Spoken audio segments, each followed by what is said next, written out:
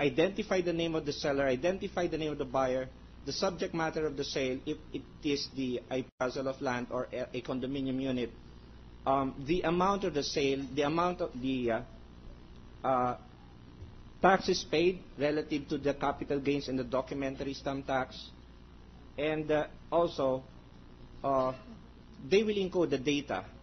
After encoding, what will happen next? After the data relative to the sale has been encoded by the assigned examiner, the transaction or the document will have to be transmitted electronically.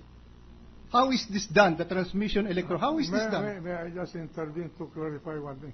Is the encoder in its specific title to be registered, identified in the electronic registry? The encoder. Yes, Your Honor. He is identified.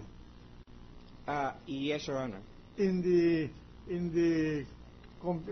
computer itself. Actually, Your Honor, the name of the encoder no longer appeared on the title after the title has been prepared, Your Honor. And that is imprinted in the encoded material. Yes, Your Honor, in the encoded material. Okay, thank you. Now, after the transmittal, what would be the next step? The next step, Your Honor, is for the encoder to endorse it for examination by the deeds examiner. Is this deed examiner also under your control and supervision? The deeds examiner are likewise under the control of the Register of Deeds, Your Honor. Now, after the examination is made, what would happen next? The next step, Your Honor, is for the examiner, the deeds examiner, to recommend the approval of the transaction or the denial of the registration of that transaction, Your Honor. Who has the authority to approve or deny the transaction? Your Honor, the authority to effect the registration of the transaction is the Register of Deeds. And in Quezon City, that will be yourself. Am I correct? Specifically for the Registry of Deeds for Quezon City, there are deputies, and all the deputies are actually authorized to effect registration together with the Register of Deeds, Your Honor. Before you approve or deny a transaction, do you read the documents presented to you? Definitely, Your Honor. Now, Mr. Witness, you were asked by this honorable court, you were issued a subpoena to bring the titles relative issued in the name of Chief Justice Purana or any of his relatives, as well as deeds of absolute sale, deeds of conditional sale, deeds of donation, deeds of assignment or transfer, contract of lease, certification, authorizing, registration issued by the Bureau of Internal Revenue, and other documents related to the foregoing. Do you have those documents with you? I have with me, Your Honor. Okay. Do you have with you a copy of transfer certificate of title number RT 96031?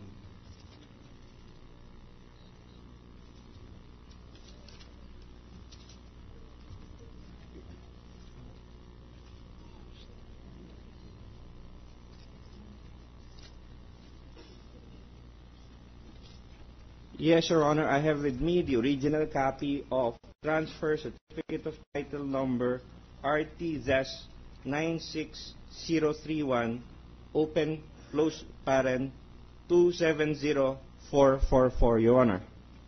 For the record, Your Honor, this was marked this morning as our Exhibit SS.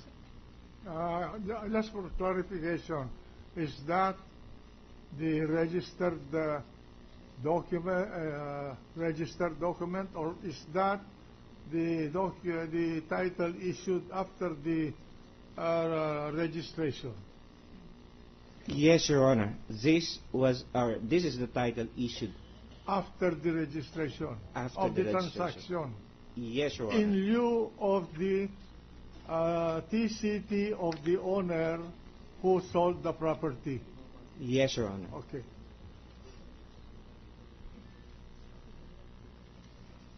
Now, Mr. Witness, I noticed that in Exhibit SS, there is a notation cancel. My question to you, what was the reason why a notation cancel was entered into this title?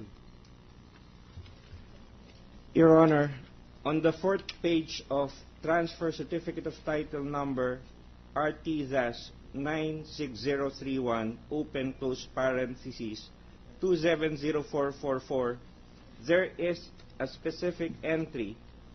May I be allowed? Yeah, please, proceed. Under primary entry number 1685 /RT 96031 sale. This transfer certificate of title was cancelled pursuant to the registration of a sale. Do you have a copy of the deed of absolute sale which you just mentioned? Yes, Your Honor, I have a copy of the deed of absolute sale. For the record, Your Honor, this deed of absolute sale was previously marked as our Exhibit T, and the parties appearing is Victor H. Bukaling as seller and Cristina R. Corona as buyer. And the consideration is 11 million pesos. This deed of sale was made on the 5th day of September 2003. Now, would you be able to tell this honorable court where this land is situated?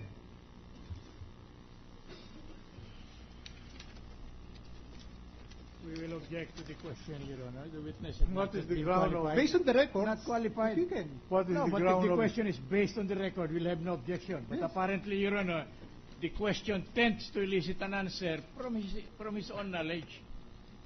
If it is based on his knowledge, he must be qualified. No, based on Where is this land located? That's the question, Your Honor. Yeah. Oh. the witness will be testifying, giving the answer based on the record that he has. If he doesn't know, he can say so. Oh, no, that it's not when he knows or he He is may not. answer if he knows. He knows. Your Honor, looking at the technical description of the parcel of land identified as lot number 28, block number 10, this is situated, based on the technical description, Municipality of Marikina, Province of Rizal, Island of Luzon, sir. Now, Ina. Marikina. After this exhibit Just B, a minute. okay, sir. Why is the land in Marikina registerable in the excuse me, in Quezon City? Your Honor, as far as my personal knowledge is concerned, portion of the Marikina, actually this is actually part of within the jurisdiction of the Quezon City. And that land is within that jurisdiction. Yes, Your Honor. Okay, proceed. Thank you, Your Honor. As a result of this deed of sale, can you tell us, based on your record, if a new transfer certificate of title was issued?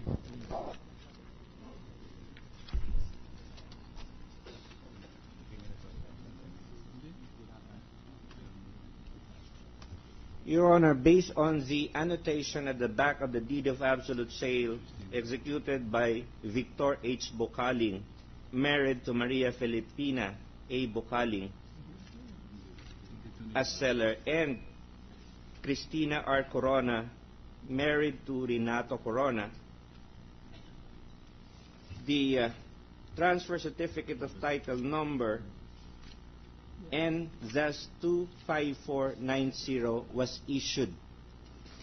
For the record, Your Honor, this transfer certificate of title issued in the name of Cristina R. Corona, married to Renato Corona, was marked this morning as our exhibit WU.